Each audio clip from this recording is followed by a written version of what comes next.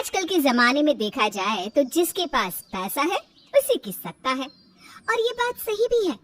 पर क्या कभी आपने सोचा है कि हमारे घरों में भी ऐसी राजनीति हो सकती है?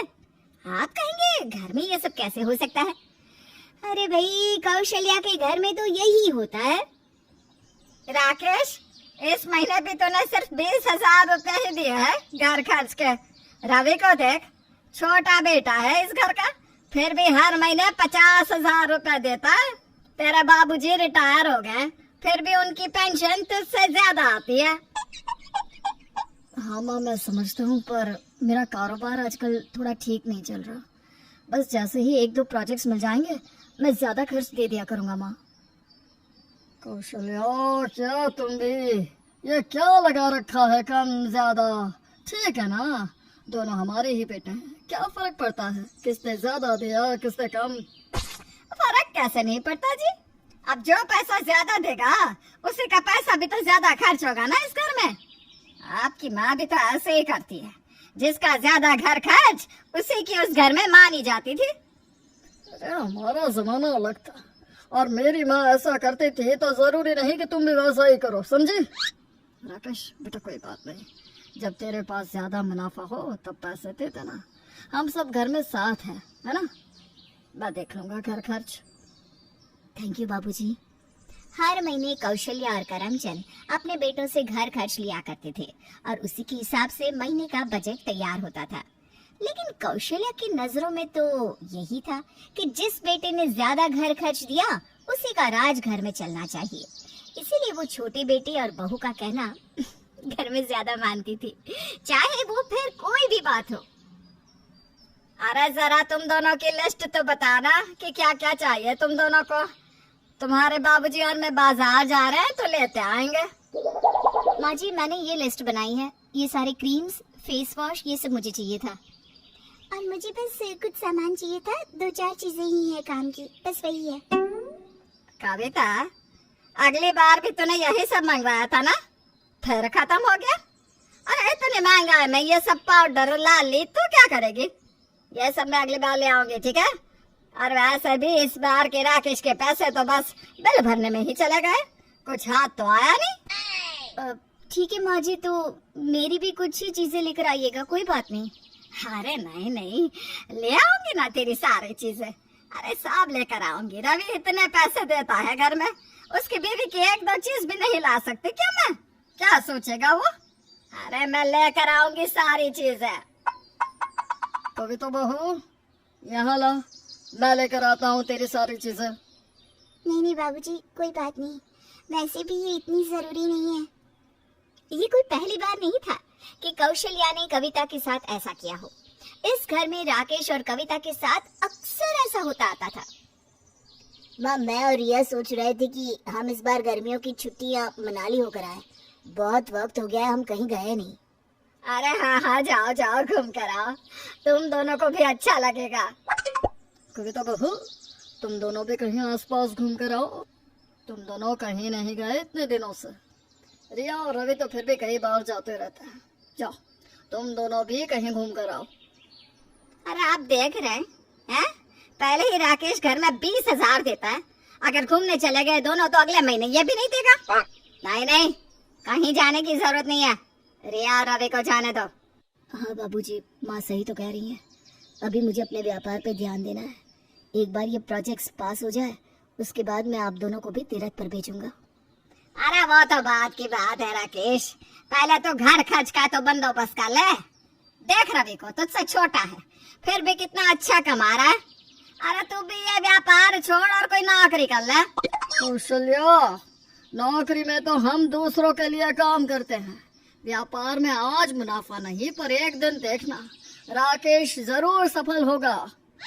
हाँ, तब तक पता नहीं मैं जिंदा रहूंगी भी या नहीं। तुम्हारा कुछ नहीं हो सकता, सच में तुम्हें पैसों के आगे कुछ नहीं दिखता। राकेश को भी ये अफसोस था कि वो घर का बड़ा बेटा होकर इतना कम घर खर्च दे रहा था, जबकि घर का काफी सारा खर्च रवि के पैसों से ही चलता था। माँ जी तो हर बात में रिया की तरफदारी ही करती हैं। मैं अगर कुछ सही भी कह दूं, उसे नजरअंदाज किया जाता है। ये सब मेरी वजह से हो रहा है, रवि हमेशा से मुझसे आगे रहा है। अगर आज देखा जाए तो घर का ज्यादा से ज्यादा खर्चा रवि के पैसों से ही चल रहा है। ऐसा इसलिए क्योंकि जब रवि पढ़ रहा था तब आपने अपनी सारी कमाई रवि की पढ़ाई में लगा दी थी, अपने लिए कुछ नहीं रखा। आपका वो त्याग किसी को नहीं दिख रहा। अगर उस वक्त आपने अपने लिए बचा के रखा होता तो आपका व्यापार बहुत आगे होता। कविता, रवि मेरा छोटा भाई है। मैंने जो कुछ भी किया मैंने कभी उसका हिसाब नहीं रखा। पर माँ जी तो रख रही है ना, क्योंकि हम घर खर्च ज्यादा नहीं देते इसलिए हमारे इस घर में कोई इज्जत नहीं करता।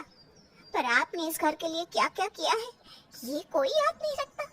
जब बाबूजी बीमार थे तब आपने अपनी सारी सेविंग्स निकाल दी थी, वो किसी को याद नहीं।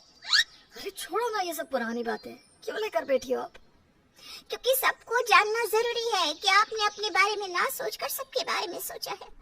फिर भी आज हमारी कोई इज्जत नहीं इस घर में। तुम चिंता मत करो, बस कुछ वक्त की बात है, उसके बाद सब ठीक हो जाएगा। कविता को पता था कि उसके पति ने इस घर के लिए क्या क्या त्याग किए हैं, पर आज वो किसी को याद नहीं क्योंकि वो कम कमा रहा था।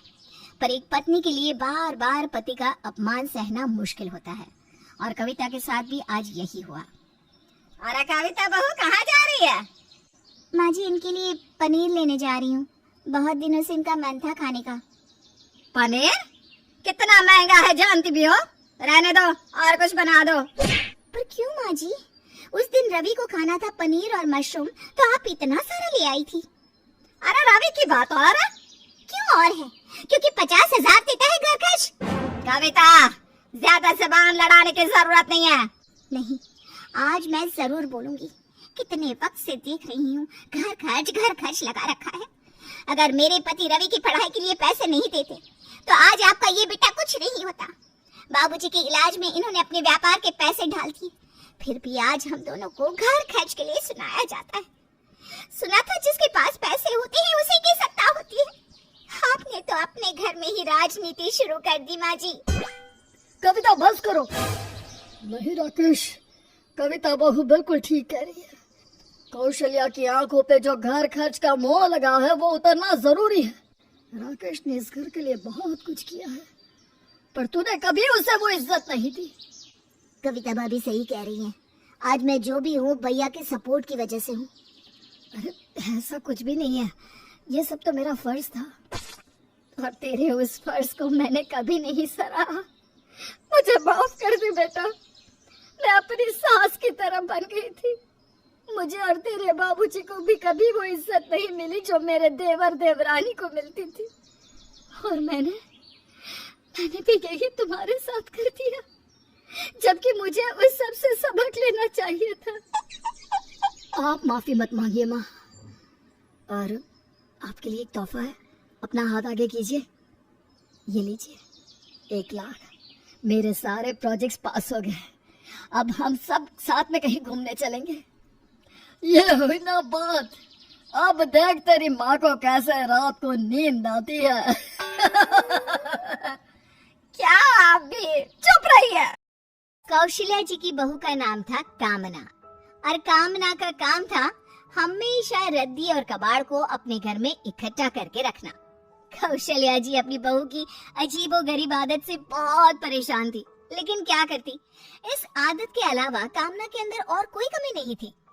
वो कौशल्या जी और पूरे परिवार का बहुत ध्यान रखती थी। कामना बहू, जरा देखो तो पूरा स्टोर अखबारों से भर गया है, इन्हें कबाड़ वाले को बेच क्यों नहीं देती? अरे मम्मी जी, ये अखबार बहुत काम आते हैं, पैकिंग करने में और भी दूसरे कामों में काम आते हैं। ये बात ठीक है बहू, लेकिन थोड़े से अखबार और रद्दी रख लो, बाकी का तो बेच दो। रहने दीजिए ना मम्मी जी, आपको क्या परेशानी है? एक दिन कौशल्या जी कामना के कमरे में जाती है।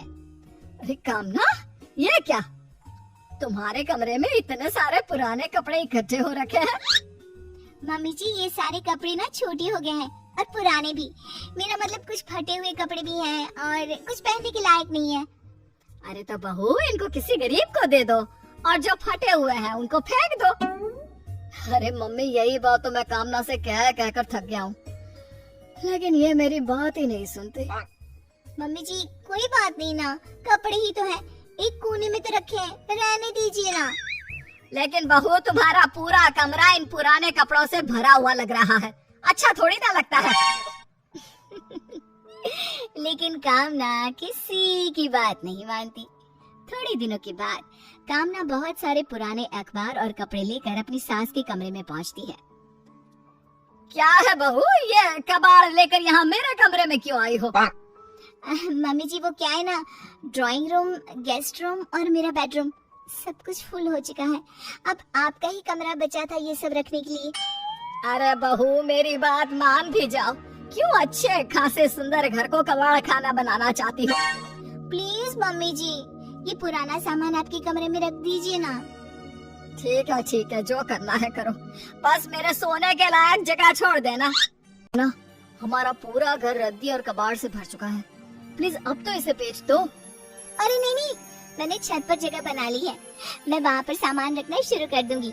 देखना एक दिन ना ये सब बहुत काम आएगा। कामना अपनी आदत नहीं छोड़ती और किसी की बात भी नहीं सुनती। एक रात को कामना और उसके पति को छत पर किसी की चलने की आवाज सुनाई देती है।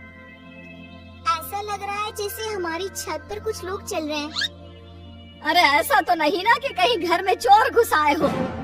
लगता तो ऐसा ही है, लेकिन रात इतनी हो चुकी है, अब हम मदद के लिए किसको बुलाएंगे? हे भगवान, हमारी रक्षा करना। किसी के चलने की आवाज है, जरूर हमारी छत पर 3-4 लोग हैं। चारों तरफ से खिड़की दरवाजे बंद कर लो। ऐसे काम नहीं चलेगा माँ, मैं पुलिस को बुला लेता हूँ। पता चला इन चोरों ने हम लोगों पर हमला कर दिया तो क्या होगा? कामना का पति पुलिस को बुलाता है। थोड़ी देर में उनके घर पुलिस आ जाती है और जब पुलिस छत पर जाकर देखती है तो वहाँ पर कोई नहीं था। अगर छत पर कोई नहीं था तो ये शोर कैसा? आपकी छत पर इतने सारे रद्दी अखबार पड़े हैं ना। हाँ, लेकिन उसकी वजह से आवाज कैसे हो सकती है साहब? अरे भाई साहब, आपकी छत पर अखबार उड़ रहे हैं। धीरे धीरे हवा चल रही थी और उनकी आवाज सुनकर ऐसा लगा होगा जैसे आपकी छत पर कोई चल रहा है। अच्छा, तो इसका मतलब ये हुआ कि ये सब मेरी बहू के रद्दी अखबारों का कमाल है। हम सब बेकार ही डर गए। वैसे भाई साहब एक बात पूछूं, आपने अपनी छत पर इतना कबाड़ क्यों इकट्ठा किया हुआ है? अरे आपसे किसने कहा कि ये कबाड़ है? क्या पता कब काम आ जाए। मुझे बेकार में ही परेशान कर दिया। चलता हूँ, अगली बार जरा सोच समझ कर थाने में फोन कीजिएगा। कामना के पति और उसकी सास कौशल्या ने कामना को एक बार फिर से समझाने की कोशिश की। देखो बहू, आज तुम्हारे रद्दी कबाड़ की वजह से हम सब बिना बात के डर गए। अरे मम्मी जी, आप तो बिना बात के ही मेरे सामान को कोसती रहती हैं। ऐसा भी कुछ नहीं हुआ।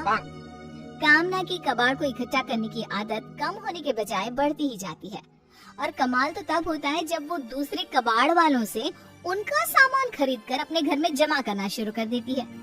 कौशल्या और कामना का पति ये देखकर चक्कर खाने लगते हैं। बेटा, लगता है तुम्हारी बीवी पागल हो गई है। अब कैसे समझाएंगे हम? सही कहती हो माँ, अब तो मुझे ऐसा लगने लगा है जैसे मैं घर में नहीं किसी कबाड़ी की दुकान में रहता हूँ। कभी कभी तो रात को सोते हुए मेरे सर पर सामान भी गिर जाता है, लेकिन कामना खर्राटे मारकर सोती रहती है। एक दिन कामना बहुत खुश होते हुए अपने पति और सास के पास आती है। मम्मी जी, जानती है क्या हुआ? तुम्हारे चेहरे की खुशी देखकर लग रहा है कि जैसे तुम्हें बहुत सारा कबाड़ मिल गया है। हाँ बहू, क्योंकि तुम तो बस एक ही बात पर खुश होती हो, पुराने सामान और कबाड़ को देखकर। अब क्या नया ले आई हो? अरे मेरी बात तो सुनो, हमारे शहर में एक बहुत बड़ी कंपनी आई है जो पुरानी चीजों से नए प्रोडक्ट बनाती है। अरे पर तो तुम इतना खुश क्यों हो रही हो? तुम्हें वहाँ नौकरी मिल गई है क्या? तुम्हारी शक्ल देखकर तो लग रहा है जैसे तुम उस कंपनी की मालकिन हो कामना। कुछ भी। आपको पता है, मेरे पास इतना पुराना सामान है कि मैंने उस कंपनी वाले को फोटो भेजा है। वो हमारा सारा सामान खरीदने को तैयार है। अरे तो उससे क्या होगा, 1000-2000 आ जाएंगे। कौन सा हम करोड़पति हो जाएंगे? अरे मम्मी जी, पूरी बात तो खत्म होने दो। हमारा कबाड़ पूरे 1 करोड़ रुपए में बिकेगा। क्या कहा तुमने? 1 करोड़ रुपए? इसका मतलब हम रातों रात करोड़पति हो जाएंगे? अरे नहीं बहू, ऐसा मजाक ना करो। हमारा कबाड़ पूरे 1 करोड़ रुपए में बिकेगा। मम्मी जी मैं कोई मजाक नहीं कर रही हूँ। कल ही वो कंपनी वाले हमारे घर आने वाले हैं। अगली सुबह कंपनी का मालिक कामना के घर आता है। अरे वाह कामना जी, आपका तो पूरा घर ही कबाड़ खाना है। आपके पुराने प्रोडक्ट तो हमारे बहुत काम आने वाले हैं। भाई साहब जरा ये तो बताइए कि पूरा सामान कितने पैसों में बिकेगा? अरे माता जी, ये समझ लो कि आप तो रातों रात करोड़पति हो गई है। इतना कबाड़ तो मैंने कभी नहीं देखा। क्या आप सही कह रहे हैं? और नहीं तो क्या। देखा मम्मी जी, मैंने आपसे कहा था ना, एक ना एक दिन हर चीज काम आती है। और हम तुम्हें बेकार में ही इतना उल्टा सीधा सुनाते रहते थे। लेकिन यह भी तो अच्छी बात है ना कि ये लोग सारा सामान ले जाएंगे, हमारा घर भी साफ सुथरा हो जाएगा और हम करोड़पति भी हो जाएंगे। देखा मम्मी जी, कितना फायदे का सौदा है। चलो कुछ भी हो, आखिर मम्मी की रद्दी इकट्ठा करने वाली बहू की वजह से हम करोड़पति तो बन गए। आज से मैं इसे रद्दी वाली बहू कहकर बुलाऊंगी।